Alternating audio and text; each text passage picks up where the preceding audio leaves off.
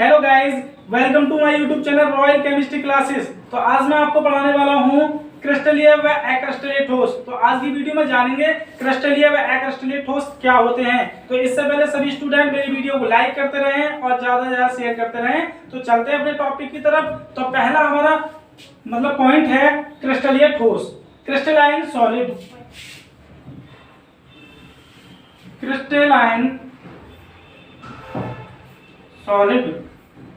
तो क्रिस्टलीय ठोस क्या होते हैं? वे ठोस पदार्थ जिनकी एक निश्चित ज्यामितीय व्यवस्था होती है, जिनके अवयवी कण एक निश्चित ज्यामितीय त्रिविम व्यवस्था में जुड़े होते हैं तथा इनके अवयवी कण थोड़ा दूर दूर होते हैं, अर्थात इनके अणुओं के बीच लॉन्ग रेंज ऑर्डर दीर्घपरासी व्यवस्था पाई जाती है। तो वे ठोस हमारे कहलाते हैं क्रिस्टलीय ठोस। तो पहला पॉइंट है इसमें, वे ठोस जिनकी ज्यामितीय संरचना निश्चित होती है। तो वे ठोस पदार्थ जिनकी एक निश्चित ज्यामितीय संरचना होती है वो हमारे क्रिस्टलीय ठोस कहलाते हैं।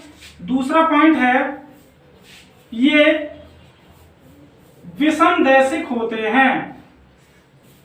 विषमदैशिक होते हैं।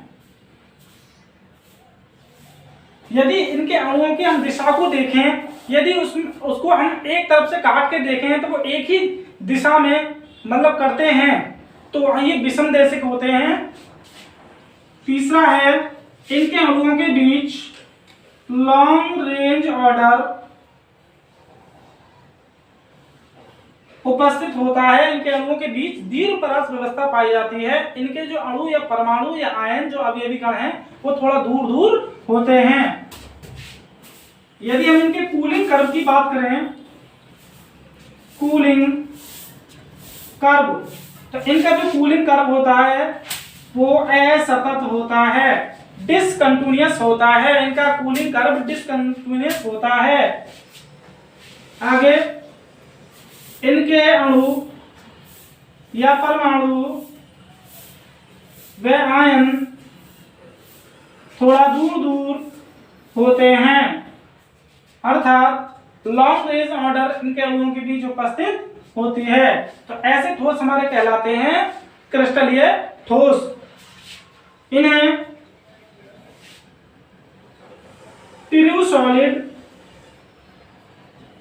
इन्हें ट्रू सॉलिड भी कहा जाता है। ये वास्तविक ठोस है, रियल सॉलिड है, ये हमारे वास्तविक ठोस कहलाते हैं। जैसे कि एग्जांपल में आता है चीनी। चीनी जो है हमारा, जिसको सुक्रोज भी कहा जाता है, ये हमारा क्रिस्टलीय ठोस है। नीला थोथा, नीला थोथा, कॉपर सल्फेट, ये भी हमारा क्रिस्टलीय ठोस होता है। और हीरा, ग्रेफाइट, हीरा ग्रेफाइट, ये दोनों भी हमारे क्रिस्टलीय ठोस होते हैं। और आयोडीन, आयोडीन ये भी हमारा क्रिस्टलीय ठोस है। इनके अणु थोड़ा दूर दूर होते हैं, लॉन्ग रेंज ऑर्डर में होते हैं। इनके एक निश्चित ज्यामितीय त्रिविम व्यवस्था होती है। तो ऐसे ठोस ही हमारे कहलाते हैं क्रिस्टलीय ठोस। अब जानेंगे हम अक्रिस्टलीय ठोस। अक्रिस्टलीय ठोस, एमॉर्फस सॉलिड। तो वे ठोस पदार्थ जिनके अवयवी कणों की कोई निश्चित ज्यामितीय त्रिविम व्यवस्था नहीं होती, इनके अणु बहुत पास पास जुड़े होते हैं, अर्थात इनके अणुओं के बीच शॉर्ट रेंज ऑर्डर उपस्थित होती है, लघु परास व्यवस्था पाई जाती है। तो ऐसे ठोस हमारे कहलाते हैं अक्रिस्टलीय ठोस। तो पहला पॉइंट है, इनकी कोई निश्चित ज्यामितीय संरचना नहीं होती, नहीं होती। दूसरा, ये समदैशिक होते हैं, ये समदैशिक होते हैं। इन्हें किसी भी दिशा में काटने पर एक ही उसमें कटते हैं, एक ही पोजीशन में ये कटते हैं। इनके अणुओं के बीच शॉर्ट रेंज ऑर्डर उपस्थित होता है, लघु परास व्यवस्था इनके अणुओं के बीच पाई जाती है, बहुत पास पास होते हैं। चौथा है इनका जो कूलिंग कर्व है, कूलिंग कर्व वो हमारा सतत होता है, कंटिन्यूअस होता है, और इन्हें फाल्स सॉलिड या अशीतित द्रव भी कहा जाता है। मतलब ये पूरी तरीके से वास्तविक सॉलिड नहीं होते, इसलिए इनको झूठे ठोस अथवा अशीतित द्रव भी हम कहते हैं। जैसे कि इसके मुख्य एग्जांपल हैं स्टार्च। स्टार्च हमारा अक्रिस्टलीय ठोस है।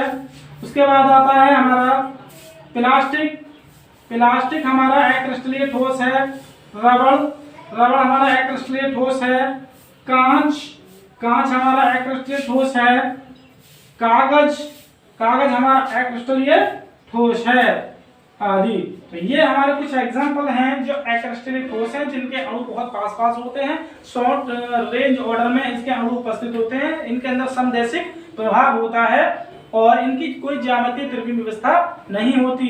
तो ये क्रिस्टलीय और अक्रिस्टलीय ठोसों में अंतर है। यदि मेरी वीडियो आपको पसंद आई तो लाइक करें और ज्यादा शेयर करें। Thank you.